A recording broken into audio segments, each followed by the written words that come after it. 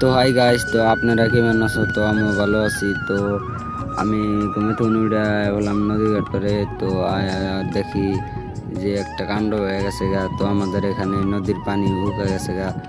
তো দুঃখের বিষয়, তো ওখানে দেখেন তো ব্যাকে পিচ্চরা দেখেন দাউন নিয়েছে। তো আমি তো দেখি নেই ওগর।